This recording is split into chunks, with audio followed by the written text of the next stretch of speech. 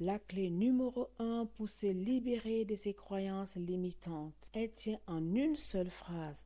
Prendre conscience que ce n'est qu'une croyance, pas une vérité. C'est le point de départ de tout changement. Le problème, c'est que la plupart des gens vivent comme si leurs croyances étaient des lois physiques. Ils se répètent.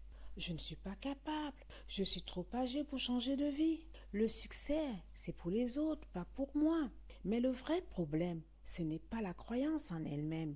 C'est le fait que vous la considérez comme une vérité absolue. Dès l'instant où vous comprenez qu'une croyance n'est rien d'autre qu'une interprétation, une conclusion hâtive ou simplement une histoire que vous racontez à votre esprit, elle perd instantanément son pouvoir. Alors, voici une question puissante à vous poser. Chaque fois qu'une pensée limitante surgit, demandez-vous, est-ce un fait ou est-ce une interprétation? Faisons le test ensemble. Je n'y arriverai jamais. Est-ce un fait? Non. Une prédiction. Je ne suis pas assez intelligente. Est-ce un fait? Non. C'est un jugement.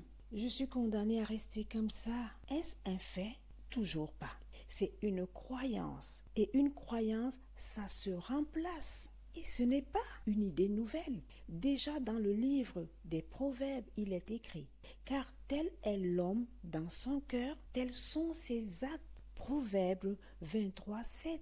En clair, nos pensées et nos croyances profondes façonnent ce que nous devenons. Et c'est exactement ce que la psychologie et les plus grands auteurs modernes confirment aujourd'hui. Dans Psycho-cybernétique, Maxwell Maltz explique que nous agissons toujours selon l'image que l'on a de nous-mêmes. Dans Mindset, Carol Dweck montre que ceux qui réussissent sont ceux qui cessent de croire que leurs capacités sont figées. Et dans Atomic Habits, James Clear enseigne que le changement durable commence quand on modifie son identité. Des textes anciens aux livres d'aujourd'hui, le message est le même. Vous ne pourrez jamais changer de vie tant que vous ne remettez pas en question l'histoire que vous vous racontez sur vous-même. Alors dites-moi en commentaire, quelle est l'histoire ou la croyance que vous décidez de laisser derrière vous aujourd'hui. N'oubliez pas de vous abonner pour ne pas manquer les prochaines clés et je vous dis à très vite.